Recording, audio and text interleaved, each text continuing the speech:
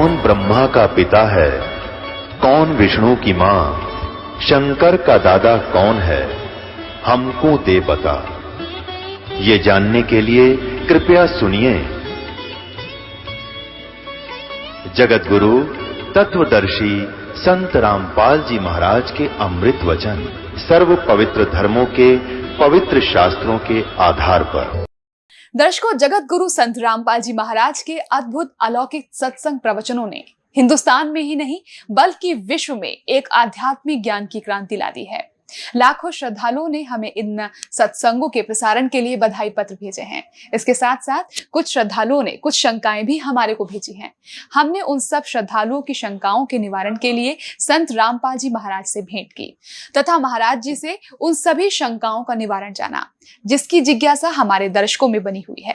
तो आइए अब जानते हैं परम पूज्य जगत गुरु तत्वदर्शी संत रामपाल जी महाराज से आपकी हर शंका का समाधान। महाराज जी, आप जी कौन से सदग्रंथों को प्रमाणित मानते हैं? ऑथेंटिक सदग्रंथ हम मानते हैं। उन सदग्रंथों में कौन से शास्त्र हैं जिनको आधार मानकर साधना भक्ति की जानी चाहिए? उनमें से सबसे पहला जो ग्रंथ है, सदग्रंथ है, वो है जो श्रीमद् भगवद गीता अध्याय नंबर 4 के श्लोक नंबर 32 में जिसके विषय में कहा है। गीता ज्ञानदाता कहता है कि अर्जुन, धार्मिक अनुष्ठानों यज्ञों की जानकारी सच्चिदानंद घन ब्रह्म ने अपने मुख कमल से बोली हुई उस वाणी में कही गई है।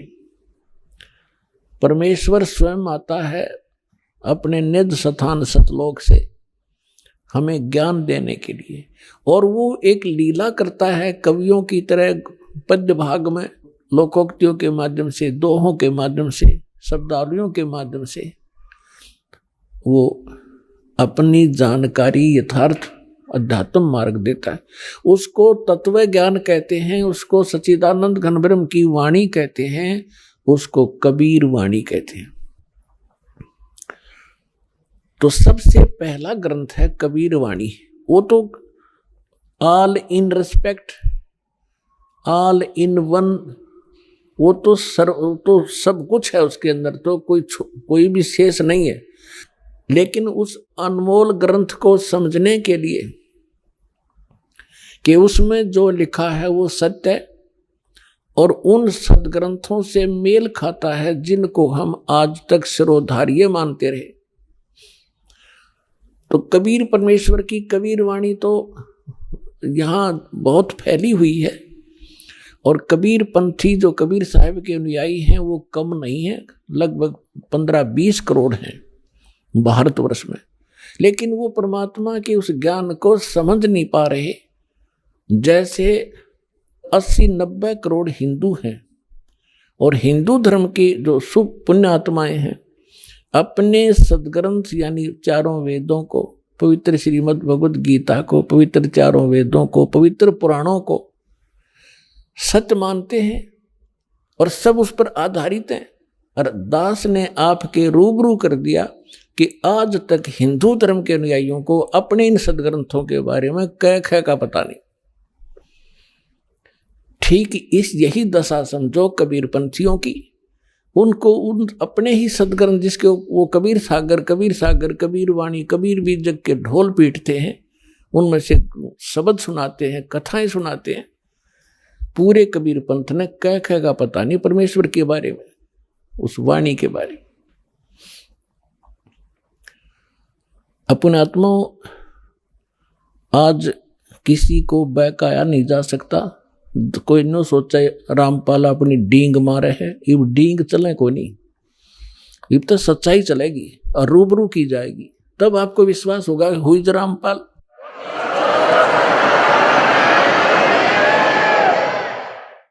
तब आपको विश्वास होगा कि हुई रामपाल। कौन है ये रामपाल? जैसे परमात्मा आए थे, उसको एक धानक जुलाहा और एक गरीब आदमी समझ के कवि गीत गाता फिरे, ऐसे बकवास करके उसको रिजेक्ट कर दिया था। वो समय चला गया।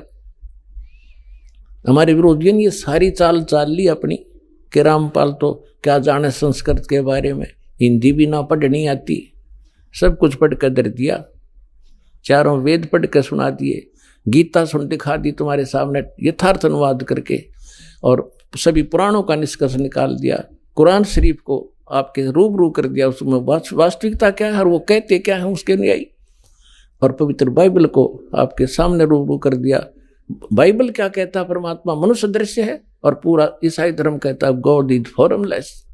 तो खाक पड़ा उन्होंने सदग्रंथों को, क्या समझा उन महापुरुषों की वाणी को, इस ज्ञान को। इस दास पर रजा हुई, और दास इसलिए कहता है क्योंकि परमात्मा स्वयं आए थे, उन्होंने भी बीच बीच में अपनी आइडेंटिटी बतानी पड़ी। हम ही अलख अला हैं, कुतुब गोस और पीरे, गरीब दास खालक धनी, हमरा नाम कबीर। अब परमात्मा को कोई जानता ही नहीं था, तो इसलिए उन्होंने अपनी महिमा आप बतानी पड़ी। ए रामानंद राम हम 52 नरसंगे, गरीब दास कली कली, हम ही सर्वंगे, सर्वव्यापक हम ही हैं। और ए स्वामी सृष्टा में, सृष्टि हमारे तीरे, दास गरीब अधर बसू में, अवगत सत कबीरे। तो परमात्मा ने अपनी महिमा आप पर बतानी पड़ी, इसलिए दास भी ये रह कर कह रहा है कि इस विश्व में इस दास के अतिरिक्त ये यथार्थ ज्ञान नहीं है, और यदि कोई इस दास से प्राप्त ज्ञान और इस मंत्रों को स्वयं आगे प्रचार करता है तो अच्छी बात है, लेकिन स्वयं वो संत बनकर ये दान करने लग जाएगा, वो समाज का सबसे बड़ा शत्रु होगा, और वो अब घने दिन चलेगा नहीं। तो दास आपको ये बताना चाहता है कि हमारे जो यथार्थ सदग्रंथ हैं, तो परमात्मा का जो कबीर वाणी है, कबीर बीजक है, कबीर सागर है, और कबीर शब्दावली हैं, कबीर दोहे हैं परमात्मा के, ये तो 1 नंबर का सदग्रंथ है। इसमें सभी 18 पुराण, 11 उपनिषद, 6 शास्त्र और श्रीमद् भगवद गीता, और साथ में 4 वेद, इस सभी का समावेश है। लेकिन वो लैंग्वेज ऐसी है जो आम व्यक्ति समझ नहीं सका, क्योंकि अभी तक अध्यात्म मार्ग को जानने की चेष्टा उन्हीं लोगों ने की जो संस्कृत जानते थे, और वो व्याकरण को ही महत्व देते रहे। पुण्यात्माओं, परमात्मा ने सारा समाधान कर रखा है। कहते हैं जैसे कुंभ कुमार का, ऊपर चित्र अनूप, वस्तुता मद है नहीं, जैसे जल बिन कूप। कि परमात्मा क्या बताना चाहते हैं कि जैसे एक सुंदर घड़ा हो और उसके ऊपर बहुत अच्छी चित्रकारी कर रखी हो, और उसमें जल हो नहीं, उसमें भर रखी हो खड़, और एक सिंपल सा घड़ा हो और उसके अंदर शीतल जल, स्वादिष्ट जल भरा हो, तो परमात्मा ये बताना चाहते हैं हमें कि तुम किसको पसंद करोगे, जिसमें जीवन दाता जल है। चाहे उस घड़े के ऊपर चित्रकारी बेसिक ना हो, सिंपल हो, पर शीतल जल हो और खूब सुंदर बढ़िया पानी भरा हो, तो के चाटे उस चित्रकारी के वाले घड़े में जिसमें खड़ भर रखी हो। तो ये संस्कृत और शुद्ध हिंदी बोलने वाले इस जनता को अपने पीछे इसी आधार से लगाए हुए थे कि कबीर क्या जाने ज्ञान को, इसने बोलना भी नहीं आता, इसकी भाषा उठपटांग है। तो आज तक हम वो खड़ खाते रहे उस शुद्ध चित्रकारी घड़े वाली, उन शुद्ध बोलनिया की। अब हमने पता चला कि इसमें अमृत भरा पड़ा है, जो हमारा जीवन दाता जल भरा पड़ा है इसे सिंपल से घड़े में, और आज हम सब तृप्त हो रहे हैं, और जो खड़ खा रहे आज तक रो रहे हैं। तो पुण्यात्माओं, अब प्रथम नंबर तो ये परमात्मा का ये तो अनमोल ज्ञान है, इसमें तो ऑल इन वन का करें वो है। अब हम चारों वेदों पर आधारित हैं, हिंदू धर्म के, विशेषकर हिंदू धर्म के अनुयायी, और श्रीमद् भगवद गीता पर आधारित हैं कि ये ऑथेंटिक शास्त्र है और 18 पुराणों पर। अब दास ये बताएगा कि सदग्रंथ कौन कौन से और किस सत्र के हैं, उपनिषद क्या है, पुराण क्या है, वेद क्या और गीता क्या है। अब जैसे सृष्टि रचना के अंदर आपको बहुत बार सुनाया है, अब भी थोड़ा सा हिंट देंगे। जिस समय हम अपनी गलती के कारण इस काल के साथ आगे, और जब हम वहां से चले, परमात्मा ने एक संकेत किया था कि बच्चों तुम जा रहे हो, लेकिन मैं तुम्हें एक सार नाम बताता हूं, मूल मंत्र बताता हूं। इस मूल मंत्र को तुम याद रखना, फिर मैं तुम्हें शीघ्र वहां से छुड़वा लाऊंगा। यदि तुम दुखी हो तो इस मूल मंत्र को, मूल नाम को, मूल ज्ञान को और इस सार नाम को याद रखना। अब हमने कहा जी ठीक है। तब तो हमारा चा चढ़ रहा था आने का, बहुत जबरदस्त उमंग उठ रही थी। अब यहां ते इसने ऐसे पत्थर डाल दिए हमारी बुद्धि पर, हमें ये नहीं पता, 2-3 वर्ष के बाद ही भूल लेते हैं पिछला हमने क्या किया था। तो उसको याद दिलाने के लिए स्वयं परमेश्वर आए। उस परमेश्वर ने दया बख्शी हमारे ऊपर। कबीर परमात्मा जी ने इस ज्योत निरंजन सरपुरुष, जो यहाँ का 21 ब्रह्मांड का स्वामी है, इसके अंतःकरण में अपना ज्ञान फीड कर दिया, फैक्स कर दिया। जैसे एक मोबाइल से दूसरे मोबाइल में एक फिल्म की फिल्म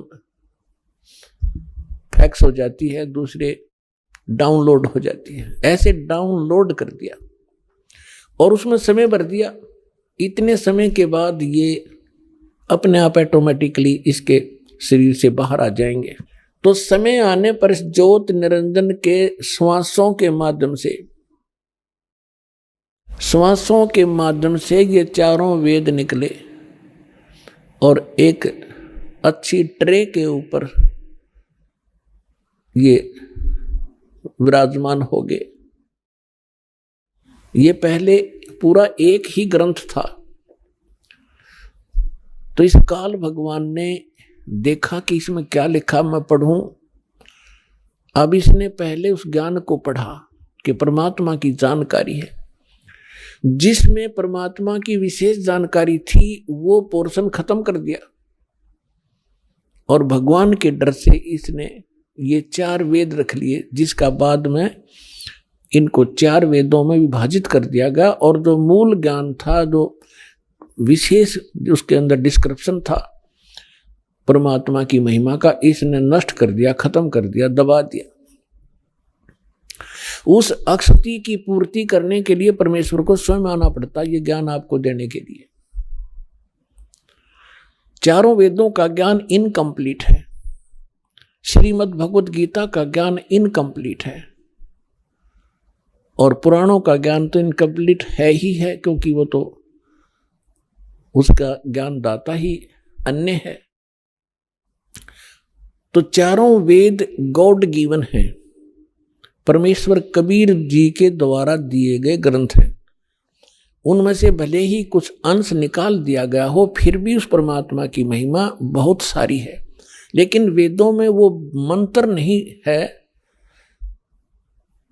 जिससे मोक्ष हो सकता है, ना ही श्रीमद् भगवद गीता में। इन वेदों में ज्ञान परमात्मा की महिमा का कलम तोड़ है। और परमेश्वर कबीर जी ने अपनी प्यारी आत्मा धर्मदास जी को ये ज्ञान समझाया था, सतलोक दिखाया था। उससे पहले वो धर्मदास जी श्री विष्णु जी का कट्टर उपासक था। जैसे हम हिंदू धर्म के अंदर जन्मे सभी प्राणी श्री ब्रह्मा जी, श्री विष्णु जी को, श्री शंकर जी को, विष्णु जी को के भी हम अगर इष्ट मानते थे तो शंकर जी को समांतर आदर देते थे और उनका भी एक आधा मंत्र साथ जपया करते थे। ऐसे ही वो था। जब उसकी बुद्धि मालिक ने सेट की, सचखंड लेकर गए सतलोक में, फिर उसको वापस छोड़ा, तब उसको पता चला कि सचमुच परमात्मा तो कोई और है और हम ब्रह्मा विष्णु महेश को परमात्मा मानते थे। और हमारे धर्मगुरु ये कहा करते कि वेदों में ये तीनों देवता सुप्रीम पावर है, इनकी कोई माता नहीं, कोई पिता नहीं, पुराणों में ऐसा ही है। और गीता का भी रेफरेंस देकर श्री कृष्ण जी को सुप्रीम पावर बताया करते थे। तो धर्मदास जी ने कहा कि हे भगवान, ये तो मैंने आंखों देख, धर्मदास जी ने कहा कि हे भगवान, मैंने तो आंखों देख लिया आपको, आप ही भगवान, और कोई भगवान नहीं है, ब्रह्मा विष्णु महेश, पावर नहीं, सुप्रीम पावर नहीं है, परमात्मा नहीं है, ये तो अक्षेत्रीय विभागीय अधिकारी हैं। हे परमात्मा, फिर तो ये वेद और कतेब पुराण और ये सब झूठे हैं। परमात्मा ने कहा वेद कतेब झूठे नहीं भाई, झूठे हैं जो इनको समझे नहीं। झूठे तो वो है जो इनको समझ नहीं सके। ये बिल्कुल एक नंबर का ज्ञान है इनके अंदर, वेद और कतेबों में। और फिर परमेश्वर ने कहा कि वेद मेरा भेद है, मैं ना मिलूं वेदन के माही, और जौन वेद से मैं मिलूं, ये वेद जानते नहीं। परमात्मा ने कहा था ये चारों वेद मेरी महिमा का गुणगान करते हैं। कबीर देव, कबीर साहब, इसमें सैकड़ों स्थान पर, हजारों स्थानों पर लिखा है। और ब्रह्मा विष्णु महेश भगवान नहीं है, ये शिव पुराण के अंदर लिखा हुआ है। तो ये जिन्होंने इन वेदों और कतेबों को, पुराणों को समझा नहीं, वो लोग नकली थे, झूठे थे, उन्हें ज्ञान नहीं था। वेद कतेब झूठे ना भाई, झूठे हैं जो समझे नहीं। अब जो दास आपको आज निर्णय करने जा रहा है कि कौन से ग्रंथ हैं जिनको हम शास्त्र माने कि उनके अनुसार साधना करने से मोक्ष होगा, वो शास्त्र अनुकूल साधना है। इनमें से परमात्मा की वाणी तो है ही, उसको तो हम बाद में लेंगे, पहले इन वेद और गीता को और इन पुराणों को लेते हैं। क्योंकि आज पूरा मानव हिंदू समाज इन्हीं सदग्रंथों पर आधारित है। और जब उनको ये ज्ञान होगा कि ये सदग्रंथ क्या बता रहे हैं, और फिर उसको रूबरू किया जाएगा, परमात्मा ने 600 वर्ष पहले आकर बताई थी वही बातें अपनी सिंपल उस बिना चित्रकारी वाले घड़े में अमृत भर के गए थे वो, तब हम पहचानेंगे, इस खड़ने छोड़ देंगे और वो जल लेंगे, ग्रहण करेंगे जो हमारा जीवन दाता है। तो पहले हम वेदों को और गीता जी को, इसको निर्णय करते हैं। ये वेद आपको बता दिया गॉड गिवन है, ये स्पिरिचुअल नॉलेज है, ये वो शास्त्र हैं जिसके अनुसार हमने साधना करनी चाहिए। लेकिन ये इनकम्प्लीट है, इनमें कंप्लीट स्पिरिचुअल नॉलेज नहीं है। उदाहरण के लिए दास बताता है, अब चारों वेदों का ज्ञान ही श्रीमद् भगवत गीता है। इसमें गीता ज्ञान दाता ये ब्रह्म है, और वेद ज्ञान उसको डायरेक्ट मिला हुआ है। उसमें जो लिखा है वो परमात्मा ने ही लिखा है, जो कुछ भी उसमें लिखा है भगवान ने लिखकर भेजा है। जो कुछ की तरफ का रोल है वो भी मालिक ने लिखा है, इसमें भेजा है इसके पास। अब इसमें श्रीमद् भगवत गीता में इसने अपना मत अड़ाया है कुछ, जो युद्ध करवाने के लिए, और वो वेदों से मेल नहीं खाता है, तो वो रिजेक्टेड है, वो हमें मान्य नहीं है। श्रीमद् भगवत गीता में जहां पर ये कहता है अर्जुन ये मेरा मत है, यानी वो वेद ज्ञान नहीं है, इसका अपना मत है। और वो मत अगर वेद से मिलता है तो ठीक है, वेद के विपरीत है तो वो ठीक नहीं है। तो श्रीमद् भगवत गीता और पवित्र चारों वेद, पवित्र श्रीमद् भगवत गीता, ये एथेंटिक शास्त्र हैं जिनके अनुसार हम साधना करेंगे, और ये गॉड गिवन है। अब बात रही उपनिषद और पुराणों की। उपनिषद क्या है? उपनिषद है किसी ऋषि का अपना अनुभव, जैसा उसने भगवान को जाना, वेदों को पढ़ा और फिर अपने डले डोहे अभ्यास समाधि समाधि लगाई, उसने जैसा अनुभव हुआ उसने उसमें लिख दिया। वो उसी के नाम से, जैसे मंडूक्य उपनिषद है, मांडुक्य नामक एक ऋषि था, उसका अनुभव उसमें जो लिखा है। और उस उपनिषद में यदि वेद के विरुद्ध ज्ञान है तो वो रिजेक्टेड है, और वेद के अनुकूल है तो वेद वाला है, उसका क्या, वो कहां से लाया फिर, वो तो वेद के अंदर विद्यमान ही है। अब बात आती है पुराणों की। ये पुराण क्या है? ये पुराण है श्री ब्रह्मा जी का अनुभव। इस काल भगवान ने सबसे पहले ये चारों वेद जो काट छांट करके इसने रखे थे, ऋग्वेद, यजुर्वेद, सामवेद और अथर्ववेद, ये चारों के चारों वेद इस ब्रह्मा जी को दिए।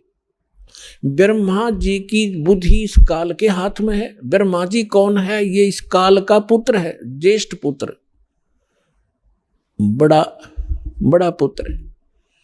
और सेकंड नंबर के विष्णु जी और थर्ड नंबर के शिव जी, ये काल के पुत्र हैं। दुर्गा और काल के संयोग से उत्पन्न हुए हैं। दुर्गा इनकी माता है, काल ब्रह्म इनका पिता है। तो इस काल भगवान ने अपने बड़े पुत्र ब्रह्मा को ये सौंपे कि आप गुप्त रूप से सागर मंथन हुआ, उसमें छोड़ दिए, ये उठा ले। माँ ने कह दिया बेटा तू पढ़ ले, तू बड़ा है, ये तेरा काम है, इस ग्रंथों को समझ और समझा। तो उसने वेदों को जैसा समझा, उसने आगे पुराणों में वो अनुभव बोल दिया। ये पुराण एक ज्ञान है, इसको 18 विभागों में बांट दिया गया। कैसे बांट दिया? जैसे दक्ष आदि ऋषियों को ब्रह्मा ने ज्ञान दिया, उन्होंने आगे अन्य ऋषि अपने वंशजों को सुनाया, कुछ ब्रह्मा जी से प्राप्त, कुछ अपना अनुभव। आगे चलते चलते उसी ज्ञान को जो ब्रह्मा जी ने ज्ञान दिया था वो तो है ही सभी में, लेकिन प्रत्येक राइटर ने, प्रत्येक वक्ता ने अपना अपना अनुभव उसमें मिलाना शुरू कर दिया। तो ये जो ब्रह्मा जी का दिया हुआ अनुभव है, वेदों को जैसा उन्हें समझा है, तो वेदों से इन ऋषि महर्षियों ने एक ओम नाम प्राप्त कर लिया और उस ओम नाम को पूर्ण परमात्मा का मान लिया। जबकि यजुर्वेद अध्याय नंबर 40 के मंत्र नंबर 10 में स्पष्ट किया है कि कोई तो परमात्मा को संभवात कहता है। संभवात माने जन्म लेकर श्री राम और कृष्ण के रूप में अवतरित होता, जन्म लेता है, साकार।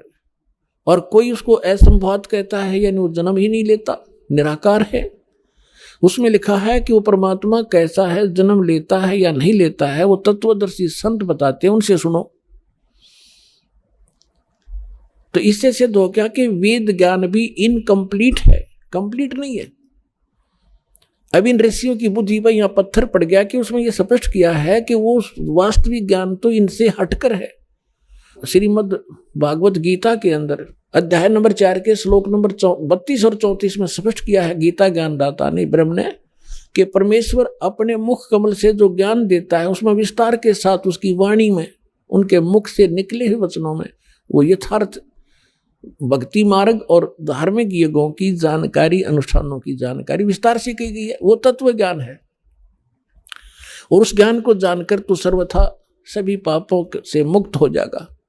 चौथे अध्याय के 34वें श्लोक में कहा कि उस ज्ञान को तत्वदर्शी संतों के पास जाकर समझ, उनको दंडवत प्रणाम करने से, कपट छोड़कर उनकी सेवा करने से, प्रसन्न करने से वो तत्वदर्शी संत तुझे उस तत्व ज्ञान का उपदेश करेंगे। इति सिद्धम कि गीता ज्ञान कंप्लीट नहीं है, इनकम्प्लीट है। और श्रीमद् भगवद गीता के अंदर कौन से मंत्र हैं? आज सुबह के सत्संग में आपको ये निर्णय दिया गया था कि कौन है भगवान, कैसा है परमात्मा, किसने देखा है भगवान, वो रहता कहाँ है भगवान। और फिर अब शाम के सत्संग में आपको ये सिद्ध करना है कि वो परमात्मा, वो उस परमात्मा के पाने वो शास्त्रानुकूल साधना कौन सी है और वो कौन सी साधना है जिससे भगवान प्राप्ति होती है और किसने की है। आज के सत्संग का ये विषय होगा।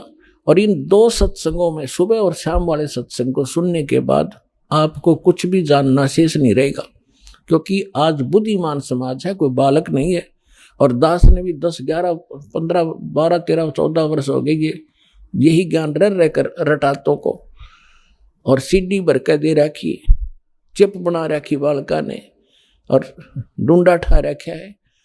तो जो आज जो हमारे लिए पहाड़ थे ये सदग्रंथ गीता और वेद आपके लिए पहली का कायदा बना दिया इस दास ने परमात्मा कबीर जी की रजा से। क्योंकि टीचर का काम यही होता है सिलेबस को इस सत्र से डिफाइन करे कि स्टूडेंट समझ सके, विद्यार्थी समझ सके,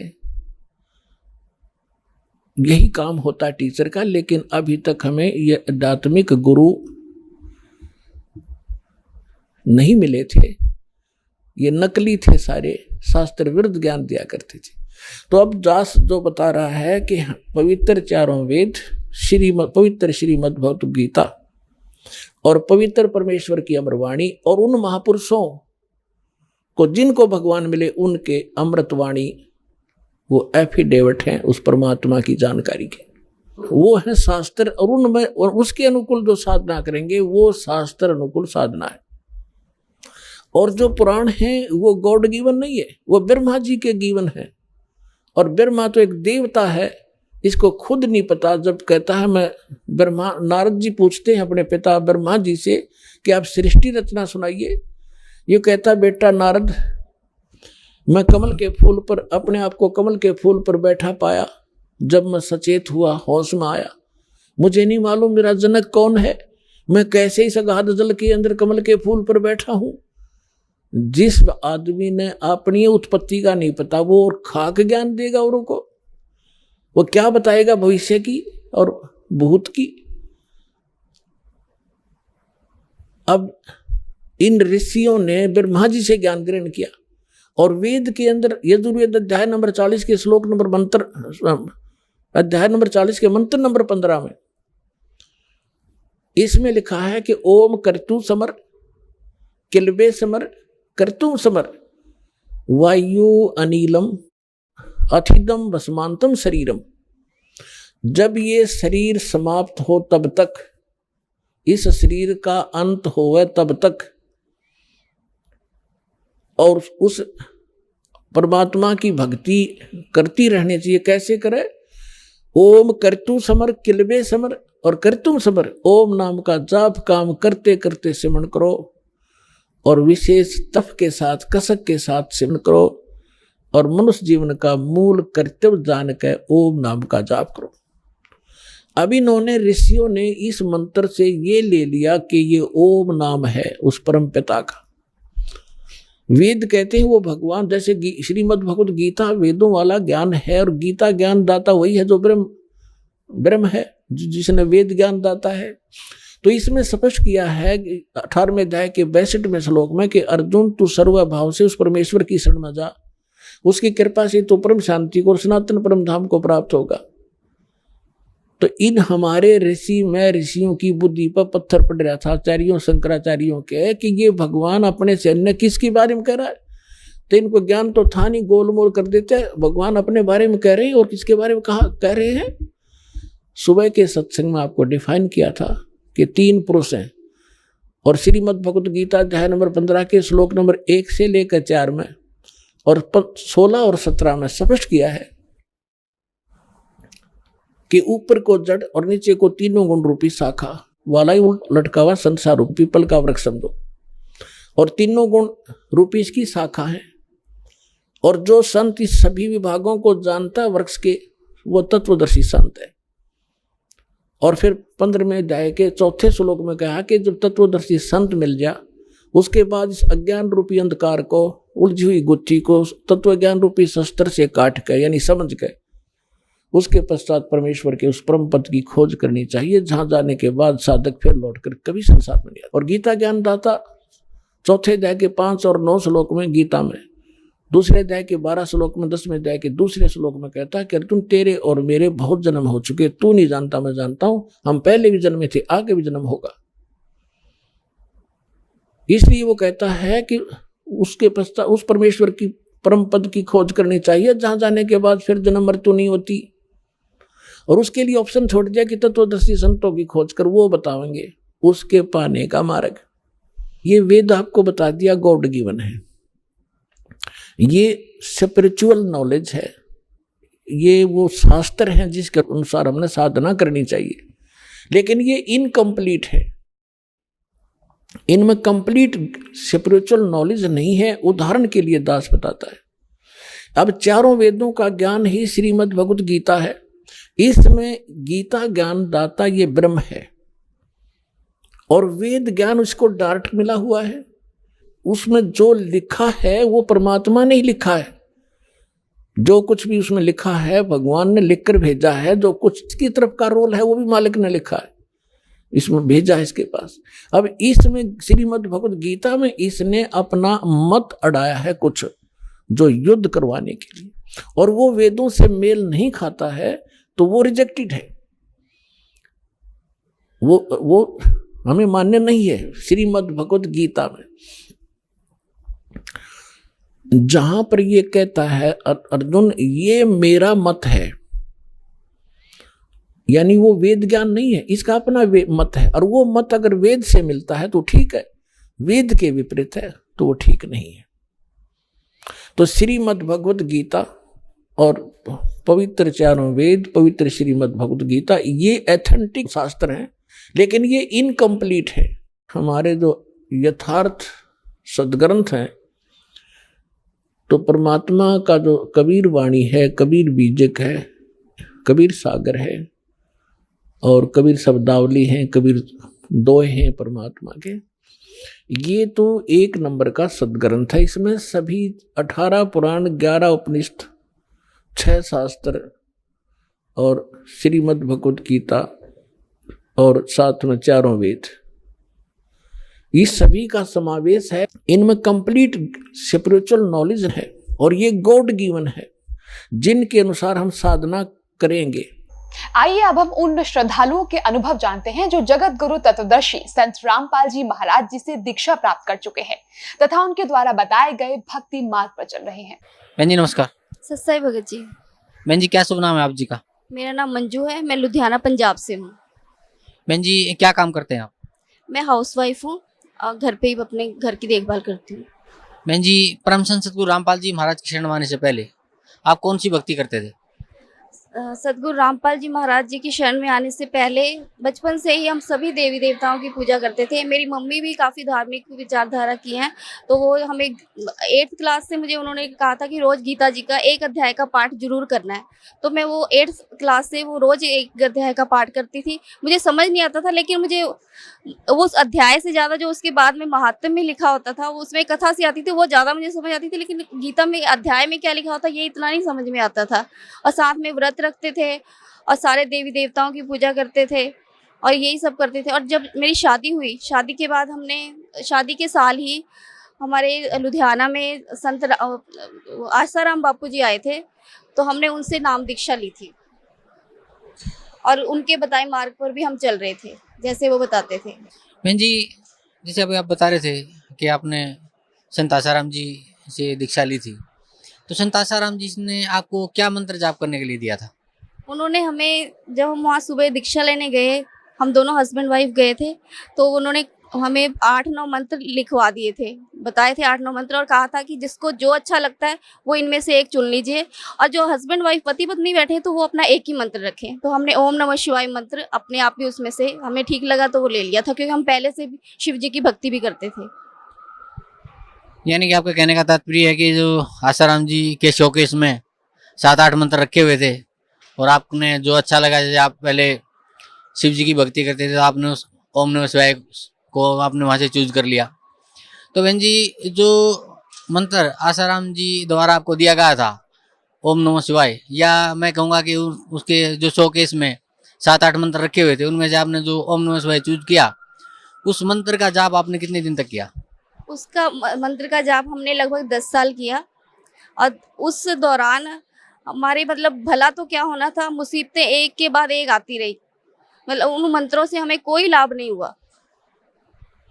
जी परम संत सतगुरु रामपाल जी महाराज की शरण में आप कैसे आए? सतगुरु परम संत रामपाल जी महाराज जी की शरण में हम ऐसे आए कि 2004 में जब आस्था चैनल पे गुरु जी की सीडी चली थी कुछ दिन, तो एक दिन अचानक ऐसे ही बैठे हुए हमारे भगत जी ने वो लगाया हुआ था टीवी, तो वो चैनल वैसे ही बदल के देख रहे थे, जैसे देखते रहते थे। हम हर संत का भी सुनते रहते थे, बहुत सारे संतों के आते थे प्रवचन, तो अचानक ही गुरु जी का लग गया तो गुरुजी गीता दिखा रहे थे उसमें से बता रहे थे उंगली से कि ऐसे ऐसे ये है। तो उनको इंटरेस्टिंग सा लगा क्योंकि ऐसे कोई बताता नहीं है साथ में ग्रंथ खोल के। तो उन्होंने देखा, एक दिन सुना, 2 दिन सुना, लगभग उन्होंने 20-25 दिन सुना। मुझे भी बोला कि तुम भी सुनो इसको, ये कुछ अलग ज्ञान बता रहे हैं। लेकिन हम संत आशाराम बापू जी के शरण में थे तो उनकी हमें यही शिक्षा दी हुई थी कि कभी गुरु नहीं बदलना होता, कि गुरु बदलना तो पति बदलने जैसा है, महापाप है। उनकी जो आसाराम बापू जी की बहुत सारी किताबें मैंने पढ़ी थी, गुरु महिमा है, श्राद्ध महिमा है, बहुत सारी उनकी पुस्तकें, मैं लगभग सारी पुस्तकें पढ़ी थी। तो मैंने पढ़ी हुई थी गुरु महिमा वाली भी, उसमें सारा दिया था कि गुरु तो बदलना ही नहीं होता। तो मैंने इस डर से मुझे ये था कि अब ज्ञान वो कुछ भी बता रहे हैं संत रामपाल जी महाराज, तो हमने तो गुरु बनाया हुआ है, हमने गुरु अब बदलना नहीं होता, ये तो महापाप है। तो मैंने उनका बिल्कुल नहीं सुना ही नहीं। और मैंने इनको भी कहा कि इनको लगता था कि हम भक्ति ना हमारी ठीक नहीं है, क्योंकि हमें ऐसा कोई कुछ भी ऐसा कोई अनुभव नहीं होता था। तो इन्हें लगता था कि हमारी भक्ति ठीक नहीं, पहले से ही लगने लग गया था कुछ 6-7 महीने से। और ये उस बीच में राधा स्वामी वाले भी हमें मिले थे, और कबीर साहब की जो वाणी थी हमें बहुत पहले से ही आकर्षित करती थी, उनके दोहे बहुत आकर्षित करते थे। तो और राधा स्वामी वाले जो 1-2 भक्त इनको मिले थे, उन्होंने हमें वो वाली पुस्तक ला के दी थी जिसमें कबीर साहब जी का वो शब्द है, कर नैनो दीदार महल में प्यारा है। तो हमने वो पढ़ी। तो उसमें क्योंकि लास्ट में तो वो सारा उसका निवारण कर देते हैं परमात्मा की, वो सारी झूठी बनाई हुई रचना, लेकिन उससे पहले जो सारा शब्द है उसमें बताया हुआ है कि ऐसे ऐसे ध्यान लगाते हैं तो ये नजर आता है, फिर ये नजर आता है। तो इनको लगता था कि हमें जो बताया गया है, जो हम करते हैं, जो आसाराम बापू जी ने बताया, तो हमें तो कोई ऐसा कुछ दिखा ही नहीं आज तक। तो इनका ध्यान वहाँ से हटने लगा था। और राधा स्वामी के हम जाने वाले थे, तो 1-2 इतवार हम जा नहीं पाए, किसी कारण से कोई और काम आ गया। तो इसी बीच में इन्होंने संत रामपाल जी महाराज जी का वो टीवी पे देख लिया, और वो ज्ञान ऐसा था कि इनको मतलब सुनते ही नहीं हो गया कि जो ये बता रहे बस यही सही है। और इन्होंने कहा कि मैंने वहाँ जाना है। फ़ोन किया वहाँ करौंथा आश्रम में, तो वहाँ से उन्होंने बोला कि अभी गुरुजी आश्रम में नहीं है, अभी गुरुजी जगह जगह जाके कर रहे हैं, तो आप थोड़ा रुक के आइए। तो इन्होंने कहा कि आप ये बता दीजिए कि सबसे पहले गुरुजी कहाँ पे कर रहे हैं सत्संग, इस वक्त जल्दी कहाँ हो रहा है। तो उन्होंने बताया कि अभी करनाल में होगा सत्संग। तो इन्होंने कहा कि ठीक है, आप मुझे बता दीजिए कहाँ पे होगा। तो उन्होंने हमें लुधियाना में एक भगत है नरेश कौशिक जी, उनका नंबर दिया और कहा कि आप उनके पास जाइए, वो आपको सारा कुछ बताएंगे। हम उनके पास गए, उन्होंने हमें बताया सारा कुछ, और पुस्तक दी प्रभाषा प्रभु की और गहरी नजर गीता में, और सारा बताया उन्होंने। मैंने वो पुस्तक पढ़ी, इन्होंने भी पढ़ी, और साथ में उन्होंने बताया भी करनाल में उस जगह पे होना है। तो जब वो सत्संग था 15 जून को 2004 को हम वहाँ करनाल पहुँच गए। मैं, मेरे हस्बैंड और मेरे सास ससुर। बच्चों को हम लेके नहीं गए थे, छोटे थे, और हमें था कि शायद बच्चों को नहीं नाम देते होंगे, तो हम इन्हें नहीं लेके गए। और हम 15 जून 2004 को जाके हमने वहाँ पे जाते ही हमने पहले गुरुजी, जैसे हम वहाँ गए, पहले तो हम वहाँ शाम को पहुँच गए एक दिन पहले। तो उस टाइम वहाँ पे कुछ भी नहीं था, पार्क खाली था जहाँ होना था।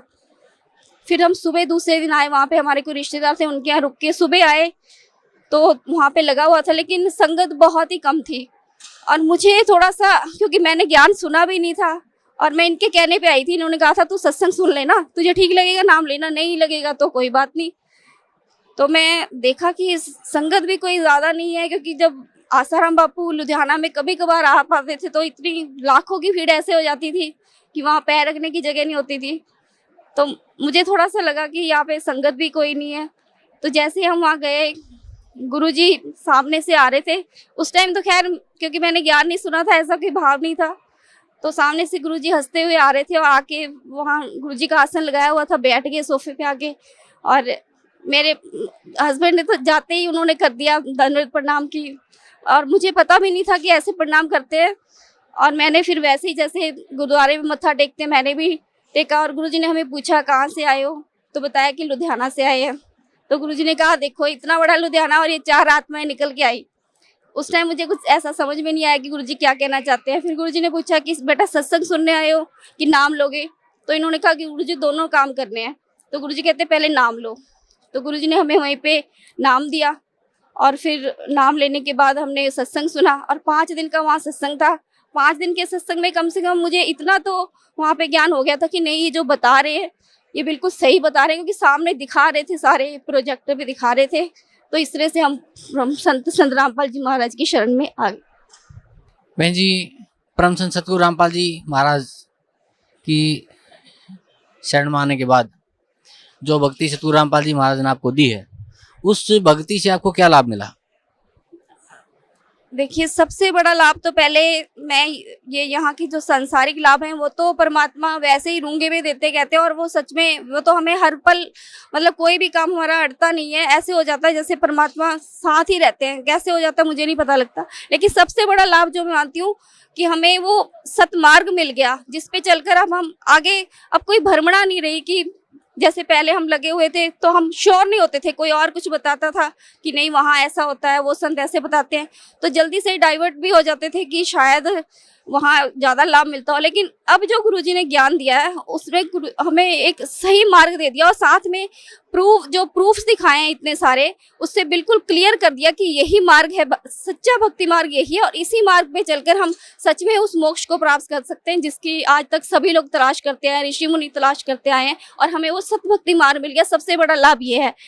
और साथ में जो ये सांसारिक लाभ है, परमात्मा कहते हैं कि मैं अपने भक्त की उम्र भी बढ़ा देता हूँ, अगर उसकी सांसें भी खत्म हो गई तो भी मैं उसको 100 वर्ष की उम्र देता हूँ। और ये मेरे सामने हुआ है। मेरी बेटी का एक्सीडेंट हुआ था पिछले साल 6 नवंबर को, और ये इसका एक्टिवा पे जा रही थी, सुबह सुबह थोड़ा थोड़ा अंधेरा था तो इसको नजर नहीं आया, टाटा है इसके साथ इसकी सीधी टक्कर हो गई क्योंकि उसकी हेडलाइट्स ऑफ थी और ऑपोजिट साइड से वो आ रहा था, सामने सामने टक्कर हुई है और ये वहाँ पे गिर पड़ी। जो वहाँ पे सैर कर रहे थे सुबह लोग, उन्होंने इसको वहाँ सामने हॉस्पिटल में पहुँचाया और हमें फ़ोन किया। उसके बाद हम इसको लुधियाना में डीएमसी हॉस्पिटल ले गए।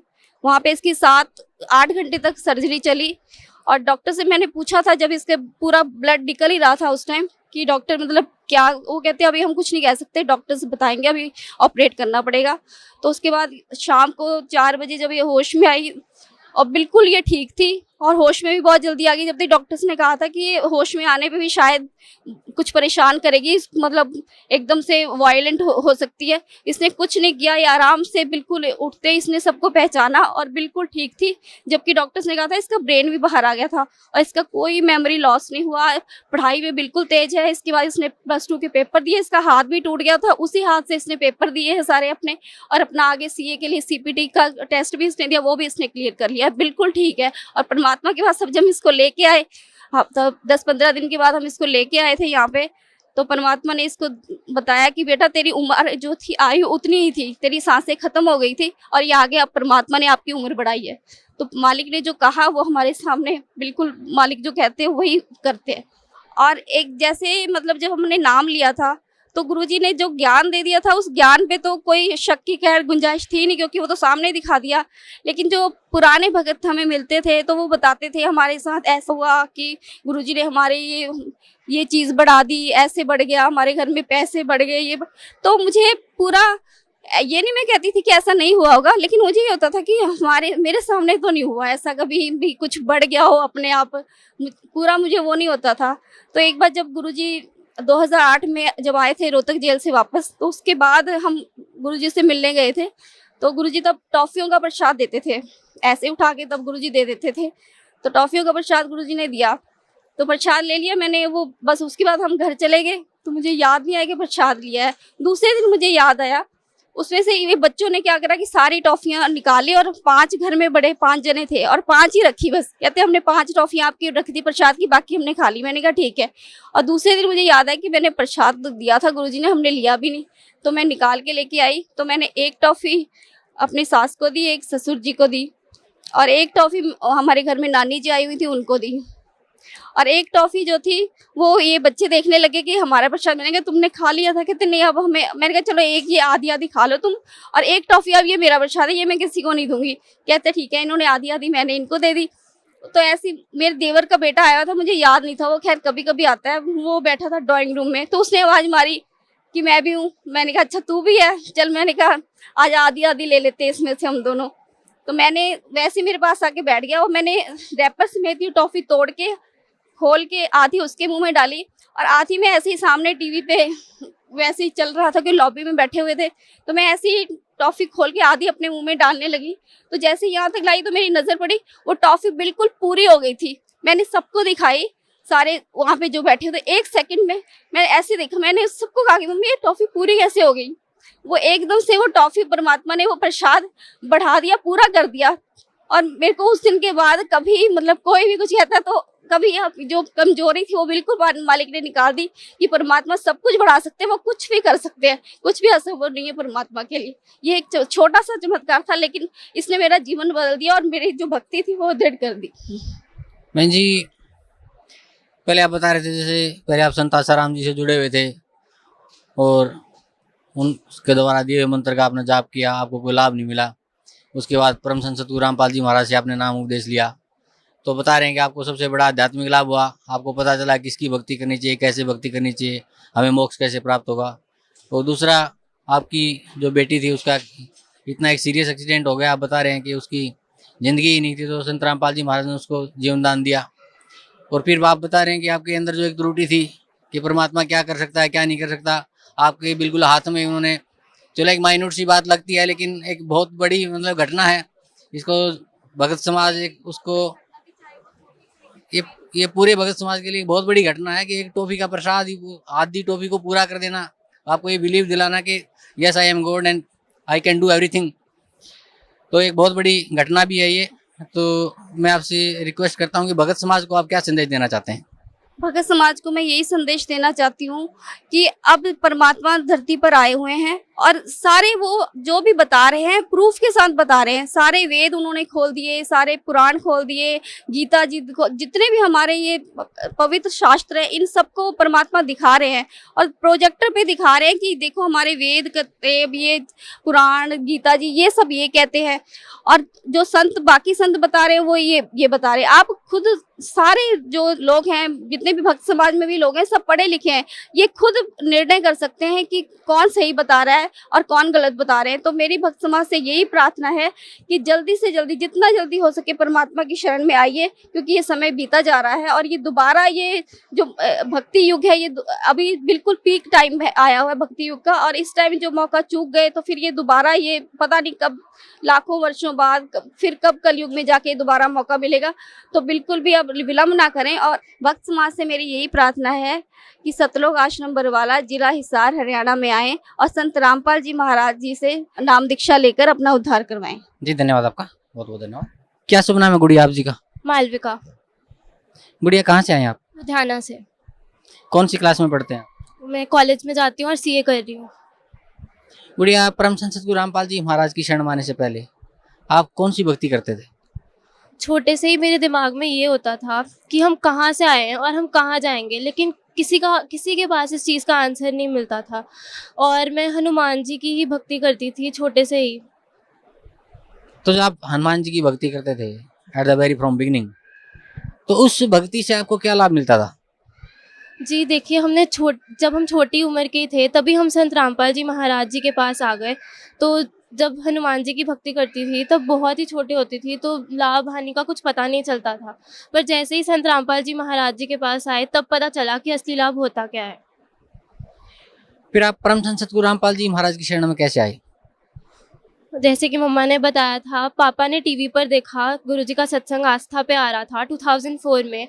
तो उसके बाद पापा को बहुत अच्छा लगा, तो मम्मा पापा सबने नाम लिया, उसके बाद हमने भी नाम ले लिया। गुड़िया, परम संत सतगुरु रामपाल जी महाराज से नाम उपदेश लेने के बाद आपको क्या लाभ मिला? जी लाभ बहुत ज़्यादा मिले हैं। सबसे बड़ा तो आध्यात्मिक लाभ मिला कि हमें वो रास्ता मिल गया जिसे हम छोटे से ढूंढ रहे थे, वो हमें मिल गया। और फिर उसके बाद मेरा बहुत ज़्यादा मेजर एक्सीडेंट हुआ पिछले साल नवंबर में और मेरा ब्रेन बाहर आ चुका था। और उस टाइम मेरी 8 आवर्स की सर्जरी चली और 3 डॉक्टर्स की टीम ने ऑपरेट किया और कुछ पता नहीं था कि मैं बचूंगी कि नहीं। और अब जब मेरी अपॉइंटमेंट होती है, डॉक्टर्स ने मुझे बताया कि मेरा ब्रेन तक बाहर था और बिल्कुल भी श्योरिटी नहीं थी कि मैं बचूंगी कि नहीं। और वो सब खुद कहते हैं कि तुझे तेरे गुरुजी ने ही बचाया है। तो गुरुजी ने मुझे जीवन दान दिया है। और जैसे ही मैं आश्रम आई एक्सीडेंट के बाद, तो गुरुजी ने मुझे बोला कि बेटी तेरा जीवन और आगे नहीं था, ये तुझे परमात्मा ने भक्ति के लिए दिया है। तो ये सबसे बड़ा लाभ हुआ मुझे मेरी जिंदगी में। So there have been many benefits which I have received by taking Namdan from Jagat Guru Rampal ji. Gudiya, what message would you like to pass for Bhakt society? See, the message I would like to give everyone is that, like everybody says, God is one. So I would like to tell you that that one is just right here in Satlok Ashram Barwala, waiting for his children to come to him and go back to the place from where we've come from, that is Satlok.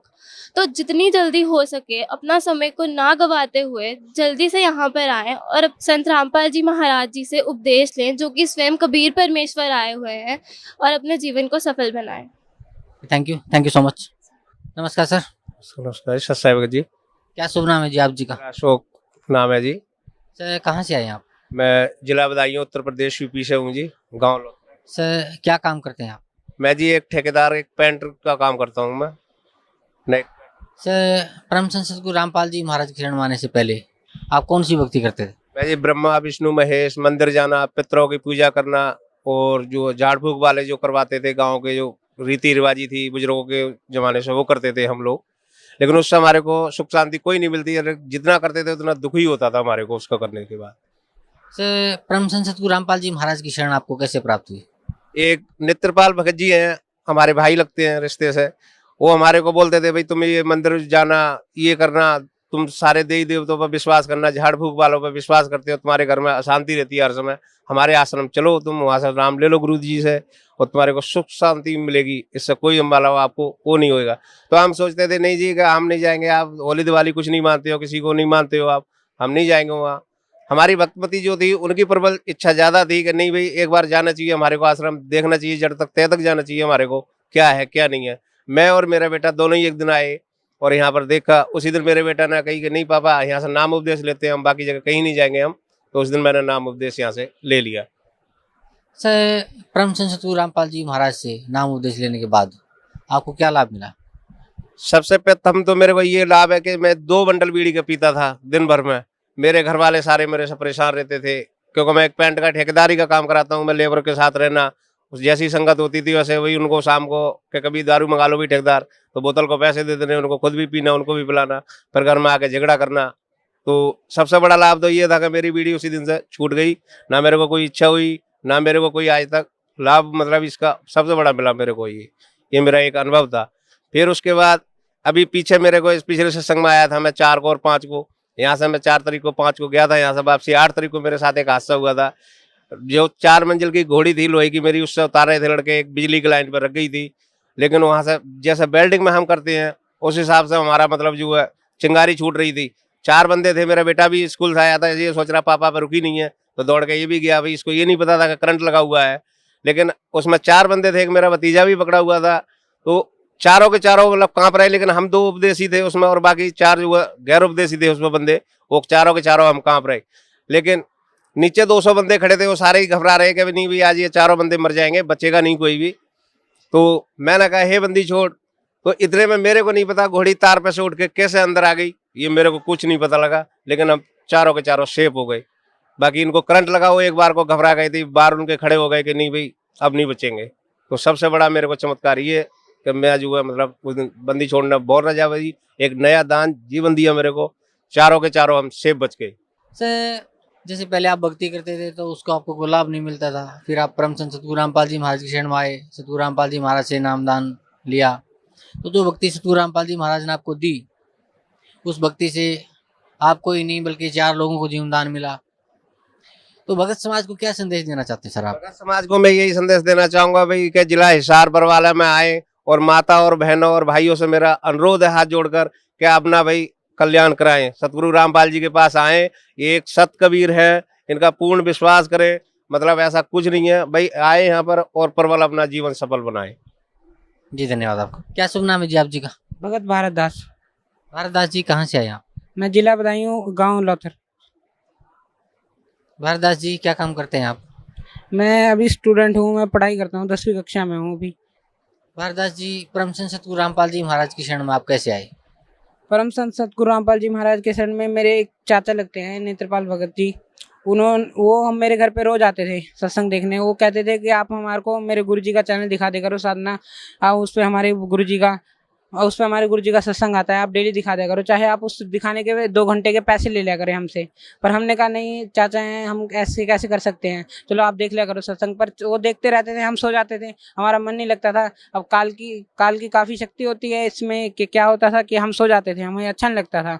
पर जैसे धीरे धीरे अच्छा लगने लगा, जब सुनने लगे कि जहाँ आशा था वहाँ आशा हुई, जैसे जैसे आशा लगने लगी उसमें, जहाँ बढ़ने लगी उसमें कि क्या है ये ज्ञान। जब गुरु जी गीता खोल के दिखाते थे, जैसे गीता हमने देखी थी, पढ़ी भी थी, पर समझ नहीं आती थी कि है क्या चीज़ ये। मैं बस मंदिर भी जाता था, वहाँ पर भी काफ़ी वेद थे, वहाँ पर काफ़ी वेद पढ़े हुए थे, हमने गीता पढ़ी हुई थी, पर कभी समझ नहीं आया कि उसमें रियल बात क्या है। लगता था कि जो हम कर रहे हैं सही कर रहे हैं। पर जब उसमें गुरुजी ने जो समझाया वो पता लगा कि असली बात क्या है, तो तब पता लगा। तो मैंने और मेरे पापा ने एक दिन भगत जी के साथ, जिस दिन वो आश्रम आ रहे थे, उस दिन हमने सोचा कि आए आश्रम और पूरा ज्ञान सुने कि पूरा ज्ञान क्या है, कि पूरा ज्ञान इसकी जड़ तक जाया जाए कि भाई पूरा ज्ञान क्या है और कहाँ से ये मिलता है। और क्या कबीर साहब की जब पूरी हस्ती बता रहे थे गुरुजी कि कबीर साहब एक पूर्ण परमात्मा है, ये कैसे हैं, ये पूरी जानने के लिए हम यहाँ बरवाला सतलोक आश्रम में आए और यहाँ पे पता लगाया और यहाँ से नाम उपदेश लिया। पारदास जी, जो भक्ति परम संत सतगुरु रामपाल जी महाराज ने आपको दी है, उस भक्ति से आपको क्या लाभ मिला? उस भक्ति से पहला लाभ तो ये मिला कि मेरे पापा बहुत बीड़ी पीते थे, वो बीड़ी छूट गई। और दिन में कम से कम इन्होंने 50 रुपए की बीड़ी तो पी जानी थी, तो 50 रुपए की वो बीड़ी अब बचते हैं, कुछ जो काम में आ जाते हैं वो पैसे, वो कभी कभी दारू पी के आ जाते थे, जिससे हमारे घर में खूब लड़ाई होती थी। और वैसे ठेकेदार है तो दिमाग वैसे ही टेंशन में रहता था इनका, हर दिन कोई ना कोई घर में किसी बात पे झगड़ा करना कि किसी आज ये हो गया आज वो हो गया, छोटी छोटी बाहर की बातों पे। तो एक तो उससे शांति मिली, और दूसरा मैं एक दिन मैं डेली शाम को, अपना स्कूटर है मेरे पास जिससे मैं सीखता था स्कूटर, तो एक दिन मैं अपने दोस्त की साइकिल लेके साइकिल चला रहा था, तो उससे मैं एक दिन गिरा, मेरे हाथ में चोट लगी, काफ़ी चोट आई। तो मैं एक दिन वहाँ शाम को सो गया आके, तो सपने में मेरे को सतगुरुदेव ने दर्शन दिए और सतगुरुदेव ने कहा कि ये तेरा एक्सीडेंट स्कूटर से होना था, जो तेरा मैंने एक इसमें जो टल गया, कहते हैं कि सतगुरु शरण आने से आई कटे बला और जे मस्तक में सूली हो कांटे में टल जा। तो वो घटना हुई मेरे साथ कि वो जो मेरे स्कूटर से एक होने वाला था एक्सीडेंट, उससे मैं बच गया।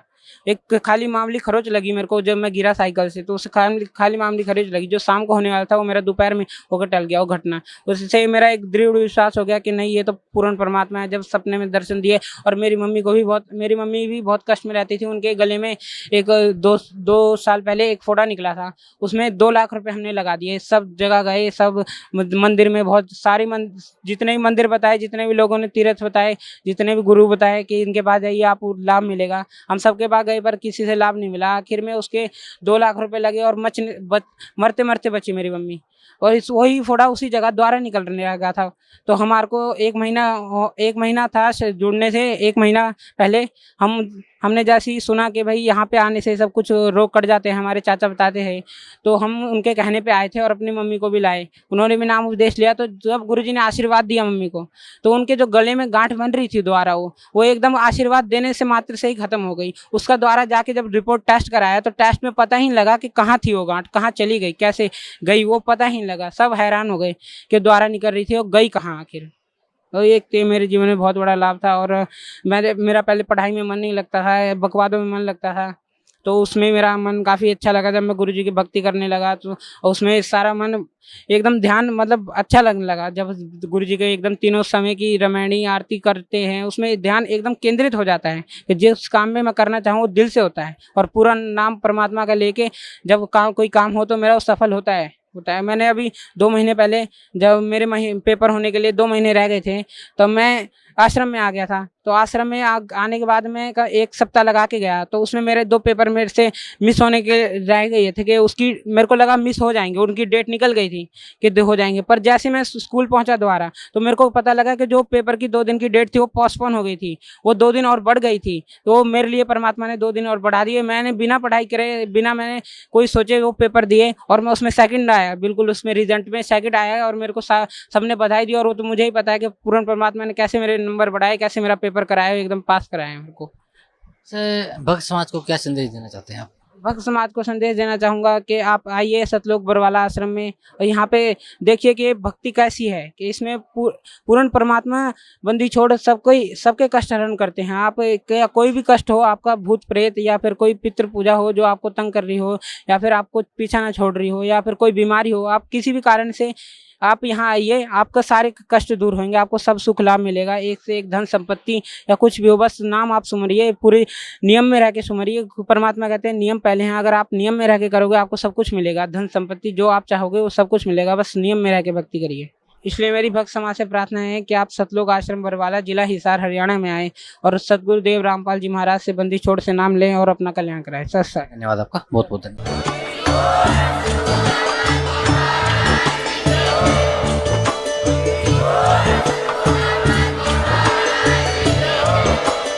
आप सुन रहे थे जगत गुरु तत्वदर्शी संत रामपाल जी महाराज जी के मंगल प्रवचन। अधिक जानकारी के लिए विजिट कीजिए हमारी वेबसाइट www.jagatgururampalji.org। संत रामपाल जी महाराज जी के शुभ आशीर्वाद से पूरे विश्व भर में 500 से भी ज्यादा नाम दीक्षा केंद्र हैं, जिन पर संत रामपाल जी महाराज जी द्वारा ऑनलाइन निशुल्क नाम दीक्षा दी जा रही है। अपने नजदीकी नाम दीक्षा केंद्र का पता करने के लिए संपर्क करें 8222880541।